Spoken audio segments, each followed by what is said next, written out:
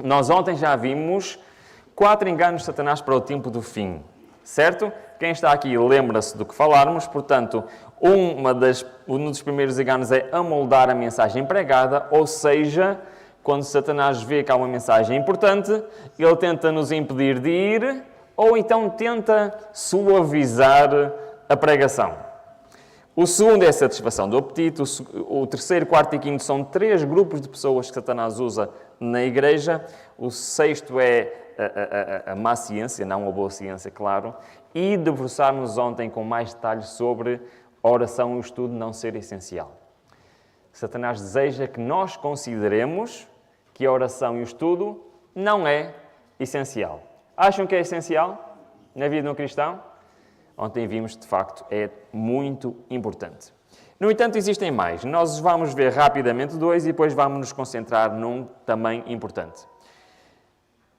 O 8º engano, ainda outro erro subtil e nocivo, é a crença que rapidamente se espalha de que Satanás não existe como ser pessoal.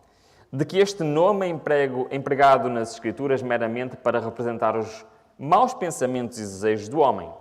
Por isso, qual é o 8º engano? É que Satanás não existe.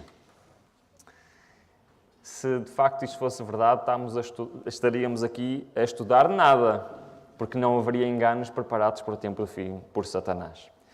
Mas a Bíblia claramente mostra que ele é um ser real e que nós estamos envolvidos numa batalha entre 2 principais personagens. Quem são estes personagens? Cristo e Satanás. E nós temos de escolher o lado que queremos estar. Um outro engano é que o ensino tão extensamente exposto dos púlpitos populares de que o segundo advento de Cristo é a sua vinda a cada indivíduo por ocasião da morte. É um ardil, um engano, para desviar a mente dos homens em sua vinda pessoal nas nuvens dos céus. Ou seja, o que é que este texto está a dizer? Que a imortalidade da alma, o achar que na altura da morte é na altura em que nós... existem muitas versões diferentes, ou vamos para o céu, ou de alguma forma temos a nossa conclusão já imediata, é um dos enganos de Satanás no tempo do fim. E nós sabemos que muitos cristãos acreditam exatamente nisto. Mas aquele engano que eu gostava de hoje, que nos pudéssemos concentrar e pensar realmente se Satanás está a ter sucesso na minha vida, é este. Satanás sabe que todos quanto ele puder levar a negligenciar a oração e o exame das Escrituras, aquilo que falámos ontem, certo? Serão vencidos por seus ataques. Portanto, inventa todo o artifício possível para ocupar a nossa mente. E isto é um aspecto muito importante. Satanás desenvolveu um plano geral para nos ocupar. Sabiam que todos nós temos as nossas responsabilidades? Temos o nosso trabalho, temos a nossa escola, temos os nossos afazeres diários, temos as nossas refeições e há algum problema com essas coisas? Acham que há algum problema com isso? Não. Todos nós temos e devemos fazer essas coisas. No entanto, Satanás sabe que ao longo dos dias existem alguns espaços que estão vazios. Certo ou errado? Uns mais, outros menos, não é? Mas existe. Então ele determinou uma maneira para ocupar esses espaços, para ocupar o nosso tempo. Qual era o objetivo? Era para que eu não tenha tempo para quê? Lembram-se? Para passar tempo com Deus. Esse é o objetivo, certo? Então eu tenho uma proposta. É que esta técnica tem sido usada ao longo dos séculos. E eu queria falar um bocadinho da história do nosso país. Pode ser? Um bocadinho longínqua, ainda antes de ser Portugal. Porque nós vamos estudar que este estratagema de Satanás já existiu e está a voltar a existir. Sabem o que é isto? É um mapa. Certo? É um mapa da Europa, Norte da África, um bocadinho ali já Médio Oriente. É o Império Romano no ano 117. Ok, Como podem ver, este império era marcado por muitos povos diferentes, por muitas províncias diferentes, cada uma daquelas não são países, são províncias do Império Romano. Aqui as cores não se vêem muito bem, mas tem 2 tipos de províncias, daí cores diferentes. Mas vamos pensar, como é que os romanos conseguiram romanizar tantos povos diferentes, com culturas diferentes, línguas diferentes e sociedades diferentes? Já pensaram nisso? Eles usaram uma estratégia. E eu queria vos dizer que essa estratégia que foi usada no Império Romano está a ser usada hoje, exatamente a mesma estratégia, e nós nem sequer nos apercebemos disso. E se calhar este plano de Satanás está presente na vida de cada um de nós. Quero-vos apresentar então como funcionava o sistema de romanização do início da era e no início dos séculos da era presente. Conhecem este edifício? Alguém sabe como é que se chama este edifício? Não, não é um coliseu. Isto chamava-se de teatro. Ok? E este aqui, agora sim, coliseu, muito bem. O nome original era anfiteatro, está bem? Mas é mais conhecido como coliseu. O que é que se passava aqui? Alguém sabe? Estão aqui comigo ainda ou não? Era representações teatrais, dramas, tudo que era representações. Aqui o que é que acontecia? Normalmente eram lutas, ok? Disputas, havia vários tipos de lutas que eram ali organizadas, quer entre homens, animais, inclusive havia alguns anfiteatros que, segundo alguns historiadores, eram enchidos com água e existiam batalhas navais. Por isso era um entretenimento que as pessoas apreciavam muito. E ainda havia outro que as pessoas apreciavam mais. Alguém sabe? Conhecem este edifício? Isto é chamado de um circo romano. Sabem o que acontecia no circo romano? Exatamente. Corridas de cavalos. Estes eram os edifícios que foram construídos em todas as províncias romanas. Sabiam disso? Em cada capital de cada província, nesta altura, o local onde nós estamos pertencia à província, alguém sabe o nome? Lusitânia. E a capital era, alguém sabe? É uma cidade que hoje não pertence a Portugal. Era Mérida. Já ouviram falar dessa cidade? Na altura chamava-se Imérita Augusta e lá podemos ainda hoje ir ver estes edifícios da capital da Lusitânia. E eu fui visitar este edifício, está aqui. Este era o teatro, lá tem as ruínas do teatro, do anfiteatro, se quiserem, do Coliseu e do Circo Romano. E foi aqui nesta visita que este sermão foi preparado. Porque foi aquilo que eu ouvi do guia que me levou a preparar este sermão. Porque o que ele disse foi realmente extraordinário. Eu não vou perder muito tempo a explicar o que é que se passava aqui, ok? Por exemplo, no anfiteatro tínhamos o palco, tínhamos no número 2 era o sítio onde estava a orquestra, que fazia os efeitos sonoros, fazia as músicas. No número 1 tinha o altar do culto ao imperador, portanto existia uma ligação entre tudo o que acontecia aqui nestes edifícios e o culto romano. No entanto, quero que vocês percebam qual era o objetivo destes 3 edifícios. Antes de eu mostrar um livro de história, quais acham que eram os objetivos destes 3 edifícios?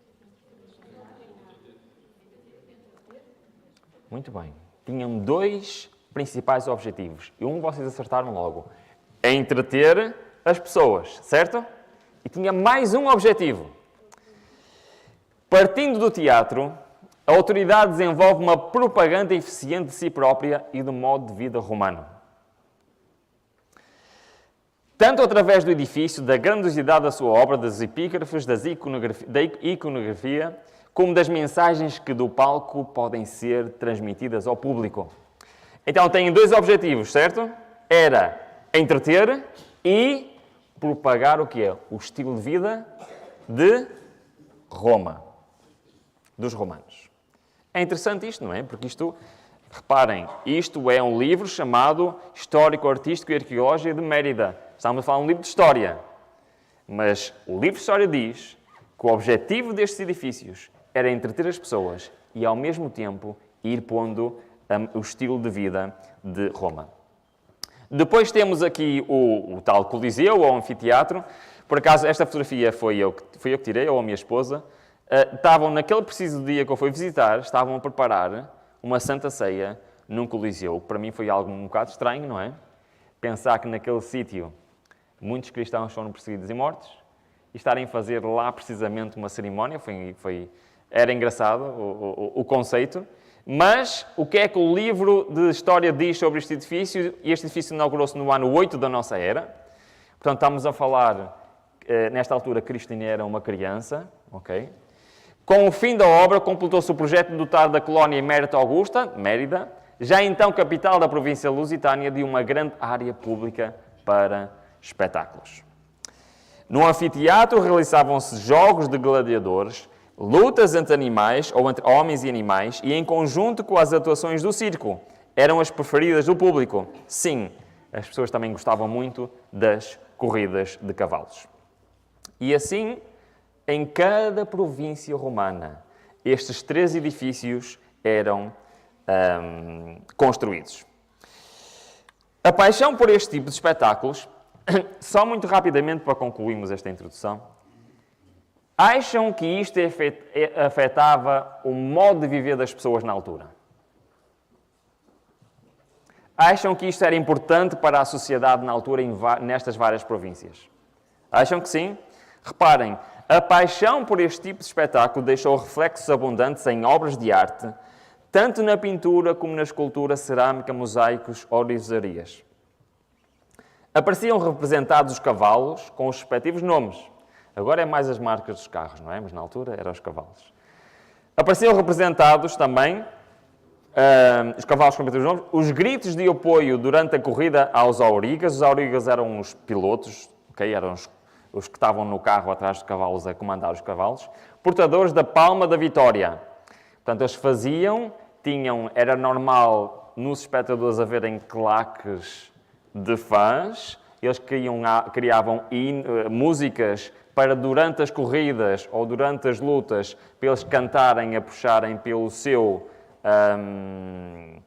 favorito, a sua equipa favorita. Não sei se isso faz lembrar alguma coisa hoje em dia, mais ou menos parecido, mas era assim que funcionava nesta altura. E depois era muito interessante que isto era o principal tema de conversa das pessoas, era aquilo que eles viam, quer no circo, quer no teatro, quer no anfiteatro.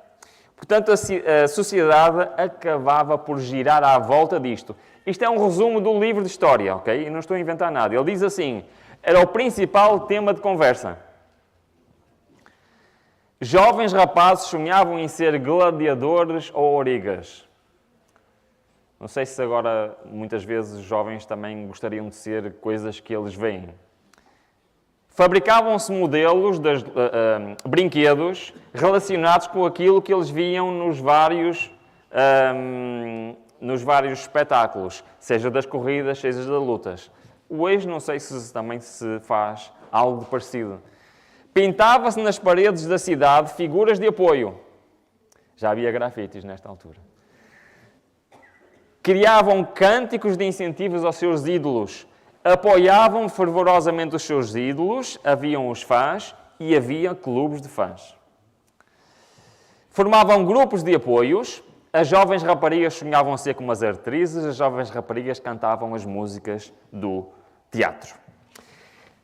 Acham que a nossa sociedade está mais ou menos parecida com isto hoje ou não? Ou é impressão minha? É impressão minha, não é? Não. É interessante a maneira como esta sociedade romana fazia. E já agora, antes de avançarmos, faço-vos outra pergunta. Quem acham que foi o desportista das nossas terras, eu ia dizer português, mas mais bem pago da história. Que eu vou dizer que competiu pelos brancos, depois pelos verdes e também pelos encarnados. Alguém sabe? Alguém sabe quem é o desportista português mais bem pago de sempre? Vou-vos mostrar uma fotografia dele. Esta é a fotografia mais atual dele. Isto é um mosaico, com aquelas, não sei se conhecem, os romanos faziam mosaicos com umas pedrinhas muito pequeninas. E isto apresento-vos o grande lusitano Caio Apuleio Diócles. Já ouviram falar dele? Não ouviram, pois não? Muito bem, reparem ao nível que chegava o entretenimento desta altura. Caio Apuleio Diócles foi o condutor de quadrigas lusitano. Foi aquele que é considerado o melhor de sempre.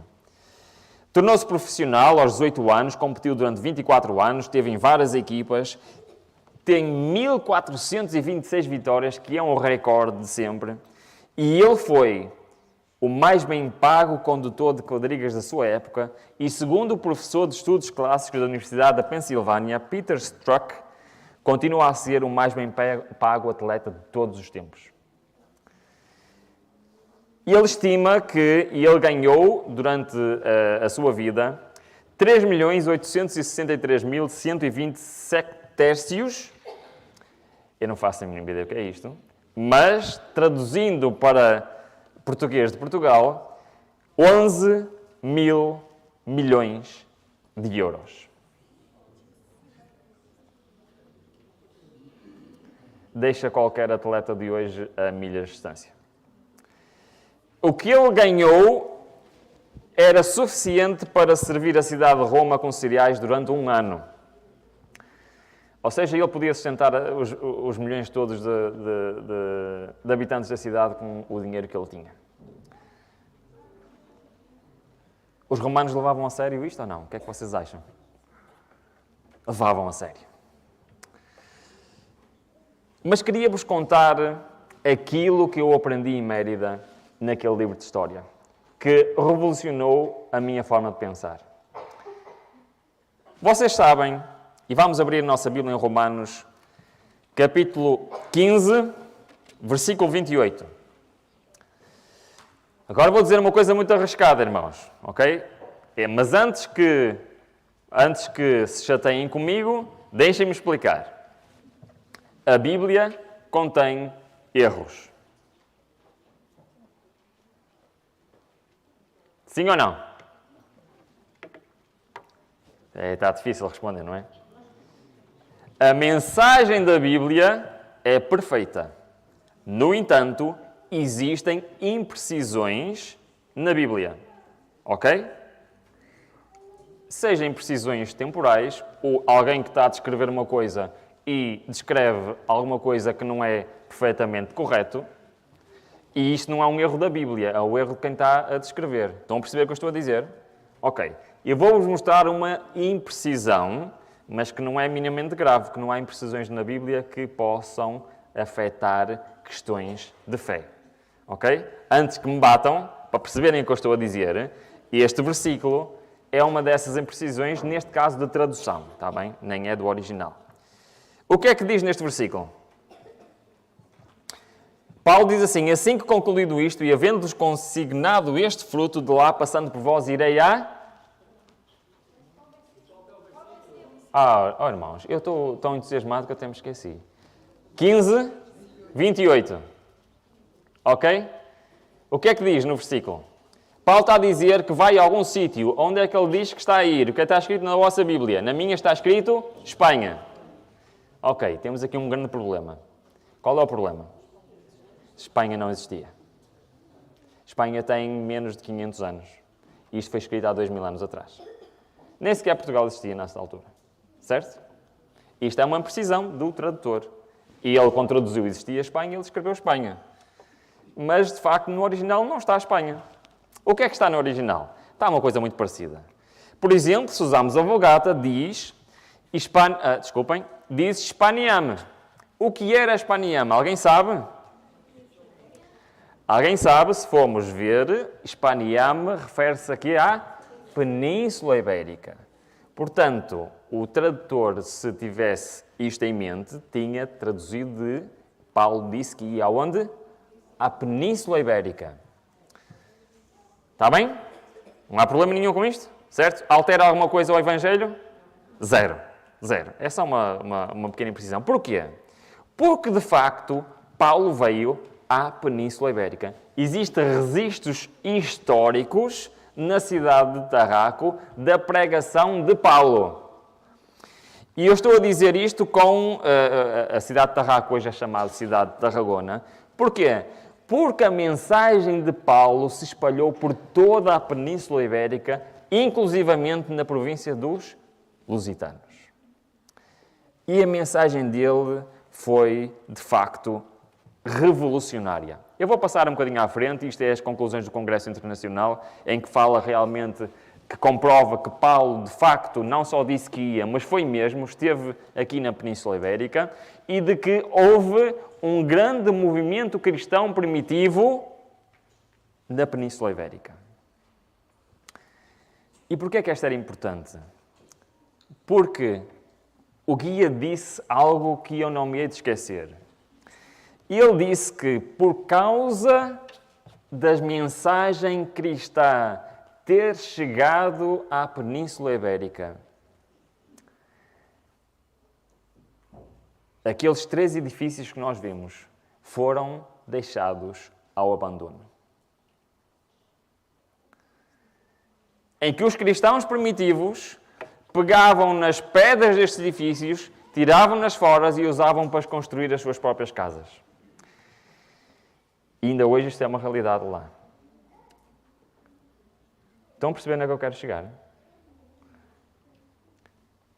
É certo que depois, mais tarde, no século IV, os filhos de Constantino foram de propósito a Mérida fazer o quê? Dizer o seguinte: agora somos todos cristãos e vamos restaurar estes edifícios porque podemos voltar a ter os mesmos entretenimentos e ser cristãos em simultâneo. É interessante a história, não é? A história é muito interessante. Mas sabem que, passado alguns anos, isto passou à história. E isto é história. Mas isto voltou. Ao longo dos séculos, todos este tipo de entretenimentos, este tipo de estratégia, estava esquecido. Na Idade Média não havia nada destas coisas. Durante a altura de supremacia católica não havia nada destas coisas. Mas nas últimas décadas, nos últimos anos, tudo isto voltou. Sabem porquê? Sabem porquê? Para nos entreter.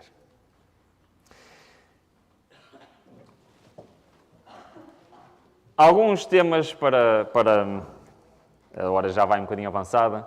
O desejo de agitação e aprazível entretenimento é... Eu vou ler isto com calma, irmãos. Ok? Eu estou a ler isto, em primeiro lugar, para mim. É uma tentação e uma cilada para o povo de Deus. E especialmente aos jovens. Satanás está continuamente arranjando engodos para desviar a mente. Lembram-se do engano de Satanás que era para ocupar a nossa mente e o nosso tempo. Desviar a mente da solene obra de preparação para as cenas que se acham no futuro próximo. Por um trimênio dos mundanos entretém uma constante estimulação a fim de induzir os imprudentes a se unirem aos prazeres do mundo. Estamos a falar de enganos de Satanás. Satanás tem estado a multiplicar os seus enganos, os seus ardis, e professos cristãos de caráter e experiência religiosa superficiais são por ele empregados como engodo. Não discernem.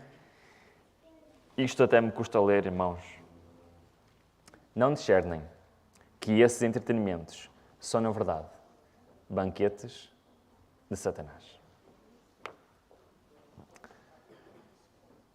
Não sei se vocês já alguma vez receberam um convite na vossa caixa de correio, por exemplo, para um casamento, para a boda de um casamento. Já alguma vez receberam? Ou pessoalmente? Imaginam que recebiam um convite para um banquete E por baixo estava assinado Lúcifer, o acusador, Satanás. Vocês iam a esse banquete? Se calhar nós vamos mais vezes do que pensamos. Preparados com o intuito de impedir almas de aceitarem o convite para as bodas do Cordeiro e receberem o vestido branco do caráter, a justiça de Cristo. Deus dá talentos a todos, mas há um talento que Deus dá em igual medida para todas as pessoas. Sabem qual é esse talento? Não é o talento da pregação, nem o talento da música, nem o talento da oração. Há um único que Deus dá igual a todos. Qual é? O tempo. Deus concede talentos aos homens, não para que fiquem sem uso ou sejam empregados para a satisfação do próprio eu, mas para que sejam empregados para o benefício dos outros. Deus assegura aos homens o dom do... Sabiam que têm o dom do tempo? Com desígnio de promover a glória. Quando esse tempo é usado em prazer egoísta, as horas assim passadas são perdidas por toda a eternidade. Nosso tempo pertence a Deus. Cada momento é seu e estamos sob a mais solene obrigação de aproveitá-lo para a sua glória. De nenhum talento que nos concedeu, requererá Ele mais estrita conta do que do tempo.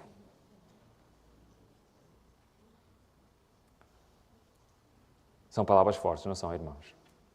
O que é que eu faço com o meu tempo? O valor do tempo supera toda a computação. Podemos juntar todos os computadores do mundo, pô-los a trabalhar e o valor do tempo ainda é maior do que isso. Cristo considerava precioso todo o momento e assim devemos nós considerar. A vida é muito curta para ser esbanjada. Temos somente poucos dias de graça para nos prepararmos para a eternidade. Não temos tempo para desperdiçar. Não temos tempo para prazeres egoístas. Nem temos tempo para ver o pecado. Somos advertidos a remir o tempo. O tempo esbanjado nunca pode ser recuperado. Porém, temos uma mensagem que nos alegra. Nós podemos remir o tempo. O que é que quer dizer remir? Recuperar. Como? Consiste em utilizar o melhor possível o tempo que nos resta. É o desafio de Deus. E isto é a única coisa que me alegra. Porquê? Porque eu, se tiver tempo, vou-vos contar como eu desperdicei a maior parte da minha vida. Tornar-nos co-obreiros de Deus em seu grande plano de redenção. Dá-se no homem que faz isto uma transformação de caráter. Torna-se um filho de Deus, um membro da família real, um filho do celeste rei. Acima de tudo, isto é para juntarmos à mensagem de ontem. Irmãos, se levamos alguma coisa desta mensagem, é este texto. Leiam comigo este texto. Acima de tudo, tomai tempo para ler a Bíblia, o livro dos livros. O estudo diário das Escrituras tem influência santificadora e enobrecedora sobre o Espírito. Ligai o volume sagrado ao vosso coração e ele se vos mostrará amigo e um guia na perplexidade. A Bíblia tem o mais sagrado direito à nossa reverente atenção. Não nos devemos satisfazer com o conhecimento superficial. Antes devemos procurar aprender a verdadeira significação das palavras da verdade. Beber a largos sorvos do Espírito das Sagradas Escrituras. Tenho eu coragem, irmãos, de dizer a Deus que não tenho tempo para estar com Ele diariamente? No entanto, tenho tempo para ver e ouvir coisas que não são inspiradas por Ele? Estão a perceber o que eu estou a dizer? Eu não estou a dizer que nós temos que estudar a palavra 24 horas por dia. Não é isso que eu estou a dizer. E nem estou a dizer que não podemos ter entretenimentos nenhuns. Não é isso que eu estou a dizer. O que eu estou a dizer é que o plano de Satanás é que eu não tenha tempo para isto. E então dá-me banquetes para eu ocupar o meu tempo. E nós temos de ter o discernimento espiritual, irmãos, que em primeiro lugar na nossa vida deve estar quem? O que é que isso quer dizer? Quer dizer que em primeiro lugar, o mais importante momento do dia é o momento que eu passo com o Senhor. Permitem-me contar uma história ou duas? Uma. Vamos a uma. Vou contar uma história. E este chapéu ali engraçado sou eu, 2015, cidade de Cesareia, em Israel. Já ouviram falar de Cesareia? Existem duas Cesareias na Bíblia, ok? Esta é Cesareia Marítima. Mais uma visita guiada a um sítio que tinha o quê?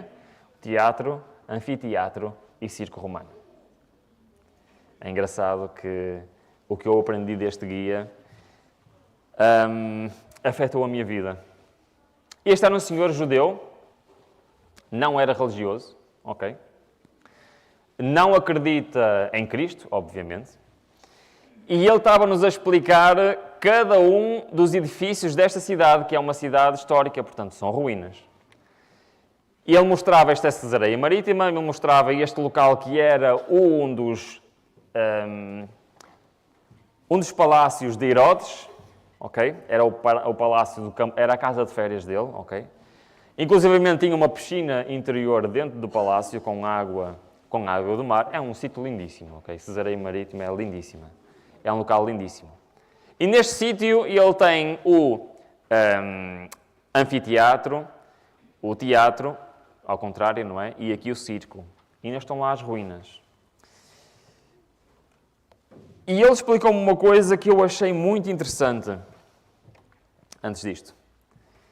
É que a província da Judeia foi a única província do Império Romano que eles não construíram estes edifícios na capital. Sabiam disso? Foi a única. Os judeus não permitiram que isso se construísse em Jerusalém. Então Herodes teve uma ideia.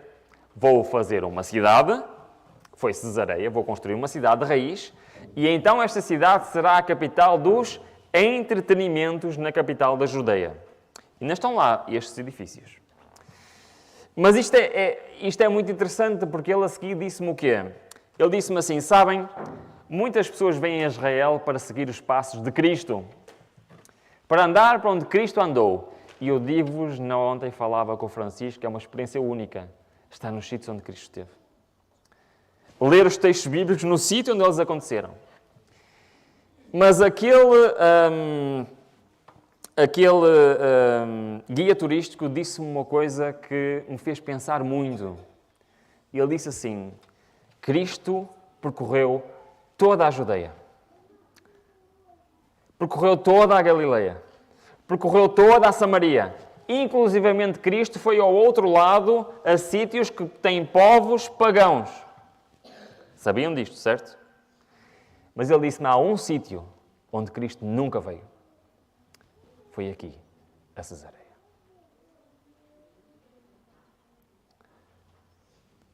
E isto é muito interessante, porquê? Porque o caminho da Galileia para a Judeia passava por Cesareia. Para não vir por este caminho, eles tinham que ir e atravessar as montanhas da Samaria, que é muito difícil. Seria o mesmo que eu decidir ir daqui para o Porto e, em vez de ir por uma das autoestradas, ir por uma estrada nacional e não a ser a nacional boa, e ser uma pelo meio dos montes. Não fazia sentido nenhum. O que é certo é que Cristo nunca lá esteve.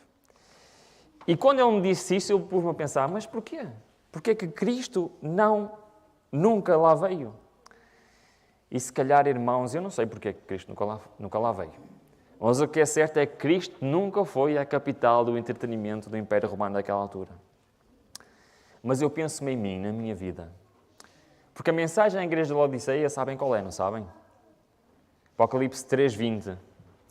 Cristo está a bater à porta do nosso coração, à espera para entrar. E esta imagem é uma imagem que eu acho que faz o resumo da mensagem 12. Porquê? Porque na minha vida eu já vivi isto. Cristo estava a bater à porta do meu coração. E eu estava ocupado. E eu...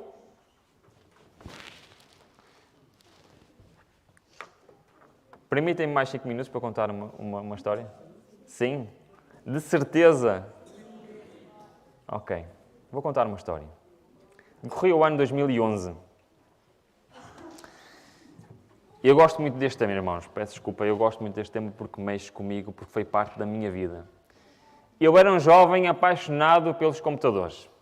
Aliás, a minha vida hoje, sou empresário na área de novas tecnologias, tenho 2 empresas de informática. No entanto, eu passava em jovem, no mínimo, não se assustem, 8 horas por dia no computador. No mínimo. A maior parte desse tempo a jogar. Isto estendeu-se para a minha idade adulta. Mas não era só. E eu tinha, e fui, pirata de filmes naquela altura. Sabem o que era isso? Antes de um filme sair, eu já o tinha, e eu consumia avidamente todos os filmes. Eu via 1, 2 filmes por dia. Por vezes passava noites inteiras a ver filmes.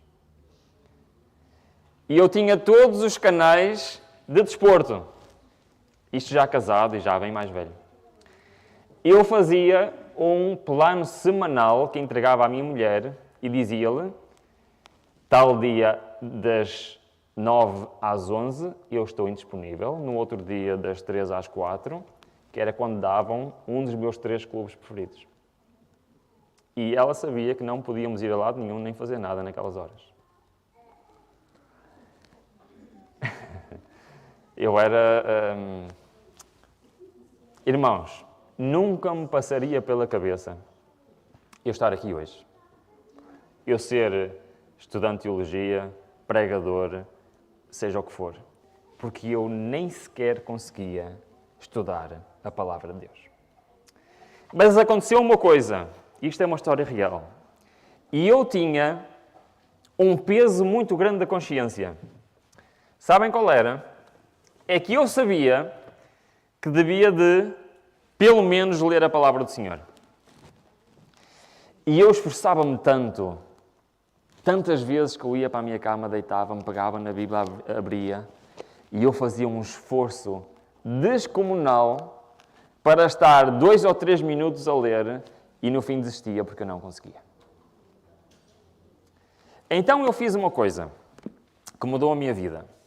Eu comecei a orar a Deus e a dizer assim, dá-me vontade para estudar a palavra de Deus. É uma oração estranha para quem nasceu no movimento adventista, certo? E eu orei durante 4 anos, todos os dias, a pedir a Deus que me desse vontade de estudar a palavra de Deus. No início de 2012, o pastor da minha igreja lançou um desafio. 10 dias no aposento alto. Não sei se sabem o que é isso. Alguém sabe o que é 10 dias no aposento alto?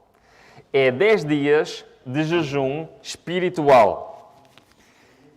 Se nunca fizeram, é uma boa ideia para fazerem uma vez aqui na igreja. Durante 10 dias, nós tínhamos que nos reunir sempre às 6 da manhã, durante 1 hora, passámos juntos a louvar a Deus.